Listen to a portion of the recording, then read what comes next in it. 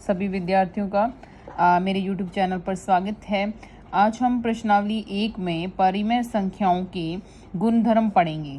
कल मैंने एक वीडियो डाली थी, कक्षा 8 की प्रश्नावली 1 का पार्ट फर्स्ट था, ये पार्ट सेकंड है। पार्ट फर्स्ट में मैंने ये बताया था कि पूर्ण संख्याएं क्या होती हैं, प्राकृत संख्याएं क्या होती हैं, परिमेय संख्याएं क्या होती हैं। तो आज मैं एक बार वो दोबारा रिपीट कर रही हूँ। इसमें पूछा गया, उसमें पूर्ण संख्याएं जो हैं वो कौन सी होती हैं, तो एक बार बता देती हूँ। पूर्ण संख्याएं जो हैं वो 0 से स्टार्ट होकर इस तरह से अनंत तक चलने वाली सभी संख्याओं का जो समूह है उसे हम कहते हैं पूर्ण संख्याएं। और पूर्ण संख्याओं के लिए हम कौन सा नियम पढ़ेंगे आज? संवृत नियम। ये गुणधर्म जो है वो पूर्ण संख्याओं के लिए हम पढ़ने वाले हैं। संवृत नियम का मतलब होता है कि किन्हीं भी दो संख्याओं का यदि हम या जोड़ करें या घटाव करें या गुणा करें, चाहे हम भाग करें, ये चारों ही प्रक्रियाएं हम करते हैं, तो उन संख्याओं का योग भी एक पूर्ण संख्या ही आना चाहिए, व्यकलन भी एक पूर्ण संख्या आना चाहिए, गुणा भी एक पूर्ण संख्या आना चाहिए और भाग भी पूर्ण संख्या होनी चाहिए। फॉर एग्जाम्पल मैं आपको बता देती हूँ, जैसे पूर्ण संख्या 1 और 2 पूर्ण है। 1 और 2 कौन सी संख्या है? पूर्ण है। जब हम इनका जोड़ कर रहे हैं तो उत्तर कितना आ रहा है? 3। और 3 भी क्या है? एक पूर्ण संख्या ही है। यानी सभी संख्याएं हैं जो इससे आगे भी आएंगी वो सभी पूर्ण होती हैं। तो इसका मतलब है कि योग का जो नियम है, यानी योग संक्रिया है, उसके लिए पूर्ण संख्याएं जो हैं वो संवृत नियम का पालन करती हैं। यानी दो संख्याओं का जोड़ भी, पूर्ण संख्याओं का जोड़ भी एक पूर्ण संख्या आनी चाहिए। पूर्ण संख्याओं का जोड़ जो है, योग, जिसको योग लिखा हुआ है, इसका मतलब जोड़ होता है। पूर्ण संख्याओं का जोड़ भी एक पूर्ण संख्या आनी चाहिए, ये संवृत नियम हमें कहता है। तो ये हमारे साथ हमने प्रूफ कर दिया कि हाँ, पूर्ण संख्याओं में योग जो है वो संवृत नियम का पालन करता है। अब हम माइनस की व्यकलन की बात करते हैं। तो जैसे मान लीजिए मैंने 1 में से 2 को घटा दिया, तो 1 भी पूर्ण संख्या है, 2 भी पूर्ण संख्या है। लेकिन यदि हम ये घटाव करेंगे तो उत्तर जो है वो -1 आएगा। क्यों आएगा -1? तो देखिए, जिन बच्चों को पूर्णांकों के माइनस में, प्लस में दिक्कत है, वो ये देखें कि आपके पास 1 रुपया है। कितने रुपए हैं? 1। और उधार आपके ऊपर कितना है? 2 रुपए हैं। जिस नंबर के आगे माइनस लगा, आगे मतलब इस तरफ, आगे की तरफ माइनस लगा है, उसको उधार मानकर चलिए। तो आपके ऊपर 2 रुपए उधार हैं, उसमें से आपने 1 चुका दिया क्योंकि इसके आगे माइनस नहीं है, इसलिए ये आपके पास है। 1 रुपए आपके पास है, 2 रुपए उधार है। जो माइनस वाली संख्याएं हैं उसको उधार मानकर चलना है, और जो प्लस वाली हैं वो आपके पास हैं, आपके पास हैं। तो उधार तो थे 2, आपने 1 चुका दिया, तो अभी भी कितना उधार बाकी है? 1। तो कितना आंसर आ जाएगा? 1। और उधार बाकी है इसलिए माइनस लगेगा। तो ये आप इस तरह से समझ सकते हैं। अब जब हमने इनका माइनस किया, पूर्ण संख्याओं का माइनस किया, क्योंकि 1 और 2 पूर्ण संख्याएं हैं, लेकिन उनका माइनस किया तो रिजल्ट क्या आया? -1। क्या -1 इसमें है? नहीं है, क्योंकि -1 तो कैसी संख्या है? -1 है, पूर्णांक है। इसीलिए पूर्ण संख्याओं के लिए व्यकलन का जो नियम है, वो व्यकलन संक्रिया जो है वो संवृत नियम का पालन नहीं करती है, लेकिन योग जो है वो उसके अंतर्गत संवृत नियम का पालन करती है। क्यों? क्योंकि दो संख्याओं का योग एक पूर्ण संख्या हमें प्राप्त होती है, लेकिन दो पूर्ण संख्याओं का जो माइनस है वो हमें एक पूर्णांक प्राप्त होता है, इसलिए यहाँ पे हमने क्रॉस लगाया। फिर हम चेक करते हैं गुणा। तो जैसे हम 1 का गुणा करते हैं 2 से, तो क्या उत्तर आएगा? 2 आएगा। चाहे आप 2 का गुणा कर लो 3 से, तो क्या उत्तर आएगा? 6। तो ये सभी संख्याएं किस में आ रही हैं? प्लस में आ रही हैं, और प्लस में आने वाली सभी संख्याएं पूर्ण संख्याओं में शामिल होती हैं।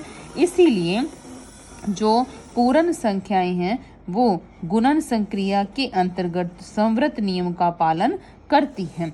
फिर तीसरी बात आती है भाग की।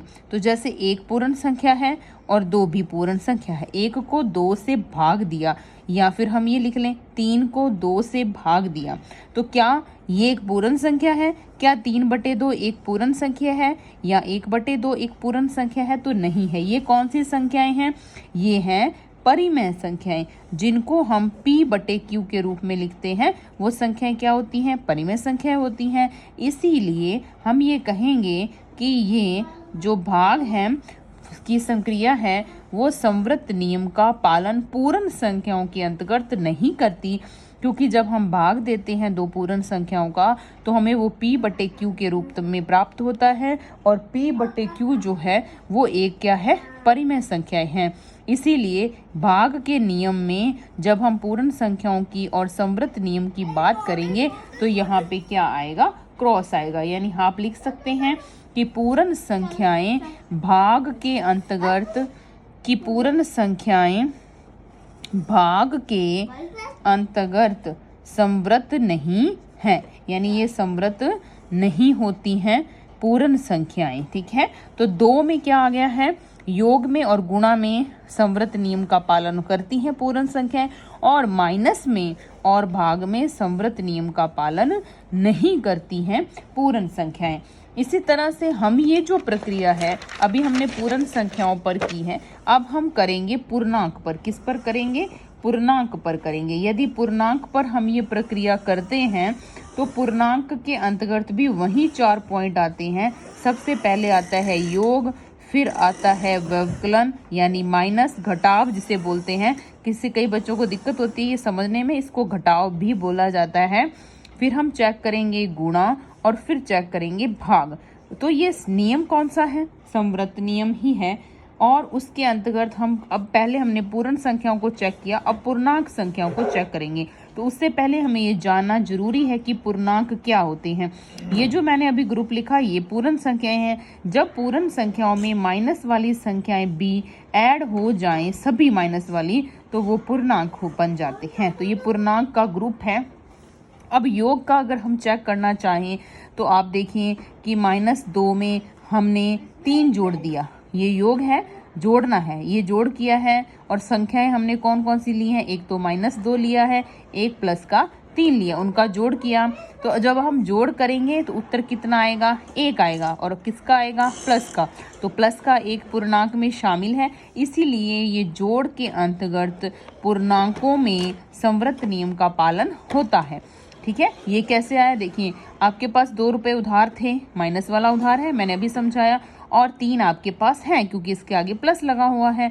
तो आपके पास 2 रुपए जब उधार थे और 3 आपके पास पड़े थे तो आपने चुका दिए 2, और आपके पास कितना बच गया? 1 रुपया आपके पास अभी भी पड़ा हुआ है। तो ये हमारे पास जो है संवृत नियम का मतलब होता है कि किन्हीं भी दो वो संख्याएं लेनी है जो इस ग्रुप में हैं, और उनका जोड़ करने पर भी एक पूर्णांक आना चाहिए। अगर पूर्णांक आता है तो यस लिखना है, नहीं आता है तो हमें यहाँ पर क्रॉस लगाना है कि वो संवृत नियम का पालन नहीं करता। अब हम माइनस करके देखते हैं। जैसे -2 और -3 लिखा तो कितना आंसर आएगा? 2 रुपए आपके ऊपर उधार थे, 3 उधार और हो गए, तो कितने उधार हो गए हैं? 5 उधार हो गए हैं। तो और -5 जो है वो भी एक पूर्णांक है। ये अनंत तक चलने वाली संख्याएं हैं। ऐसा नहीं मान लेना कि यहाँ 3 तक ही हैं, 4, 5, 6, 7, 8 अनंत तक चलती हैं। तो -5 भी एक क्या है? पूर्णांक है। इसीलिए माइनस के अंतर्गत ये संवृत नियम का पालन करता है। और यही हमने पूर्ण संख्याओं के लिए जब पढ़ा था तो उसमें यहाँ हमने क्या लिखा था कि नहीं करता है, यानी वहाँ पर एक आंसर जो है वो पूर्णांक आया था, और यहाँ पूर्णांक संख्याओं की बात हो रही है तो यहाँ भी पूर्णांक आया, इसलिए यहाँ पे यस होगा। और वहाँ पूर्ण संख्याओं की बात हो रही थी इसलिए वहाँ पे क्रॉस लगाया था। अब गुणा की अगर हम बात करें तो -2 का गुणा करते हैं 3 से, तो 3 दूनी कितना होता है? 6, और निशान किसका लगेगा? माइनस का। किसका निशान लगेगा? माइनस का। तो माइनस के 6 इसमें है, इसलिए गुणा के अंतर्गत भी संवृत नियम पूर्णांक के लिए जो है वो संक्रिया का पालन करता है। अगर किसी को ये समझने में दिक्कत हो रही है तो मैं आपको बता दूं कि जब हम गुणा करते हैं दोनों संख्याएं माइनस की हों तो आंसर में प्लस आएगा, दोनों संख्याएं प्लस की हों तो आंसर में प्लस आएगा। मतलब दोनों सेम हों तो प्लस आएगा, लेकिन दोनों अलग अलग हों तो आंसर माइनस में आएगा। किस में आएगा? माइनस में आएगा। तो यहाँ आंसर क्या आ गया? माइनस, क्योंकि 2 के आगे माइनस था और 3 के आगे क्या था? प्लस था। तो यहाँ क्या आ गया? माइनस आ गया है। ठीक है। अब भाग देंगे तो 2 बटे में क्या लगाएंगे, 3 लगाएंगे। तो 2/3 वापस से एक ऐसी संख्या है, एक परिमेय संख्या है, लेकिन हम बात किसकी कर रहे हैं, पूर्णांक की बात कर रहे हैं। तो ये जो है भाग के अंतर्गत संवृत नियम का पालन जो है वो पूर्णांक नहीं करते हैं, क्योंकि भाग देने पर हमें एक परिमेय संख्या जो है वो प्राप्त होती है। धन्यवाद।